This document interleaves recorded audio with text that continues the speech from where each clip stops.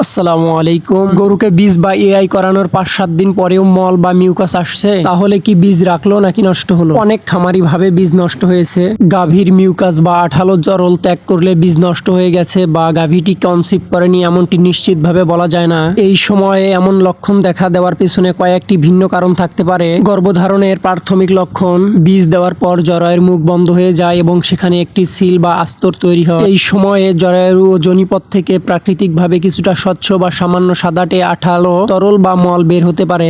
যদি এই তরলটি পরিষ্কার, গন্ধহীন এবং কাচের মতো স্বচ্ছ হয় তবে ভয়ের কিছু নেই। এটি অনেক সময় সফল গর্ভধারণের একটি প্রাথমিক লক্ষণ হতে পারে। জরায়ুতে ইনফেকশন: যদি বের হওয়া মলের রং ধোঁয়াটে, পুঁজযুক্ত, হলদে বা সবুজ আভাসযুক্ত কিংবা দুর্গন্ধযুক্ত হয়, তবে বুঝতে হবে গাভীর জরায়ুতে কোনো ইনফেকশন বা সংক্রমণ রয়েছে। জরায়ুতে ইনফেকশন থাকলে সাধারণত বীজ সফল হওয়ার সম্ভাবনা কমে যায়। কনসিভ না করা বা পুনরায় গরম হওয়া: সাধারণত গাভী বীজ দেওয়ার 18 থেকে 21 দিন পর পর হিটে আসে, তবে কিছু ক্ষেত্রে হরমোনের ভারসাম্যহীনতা বা অন্য কোনো সমস্যার কারণে 5 থেকে 7 দিন পরও গাভী হালকা গরমের লক্ষণ দেখাতে পারে এবং মল ভাঙতে পারে। এখন আপনার করণীয়: মলের ধরন লক্ষ্য করুন। যদি মলের কালার স্বচ্ছ কাচের মতো পরিষ্কার হয় তাহলে ভয়ের কিছু নেই। আর যদি মল পুজ বা রক্তের মতো ঘোলাটে হয় তাহলে দ্রুত একজন এআই টেকনিশিয়ান বা ডাক্তারের সাথে যোগাযোগ করুন। ধন্যবাদ ভিডিওটি দেখার জন্য। সবাই সুস্থ থাকবেন, ভালো থাকবেন। আসসালামু আলাইকুম।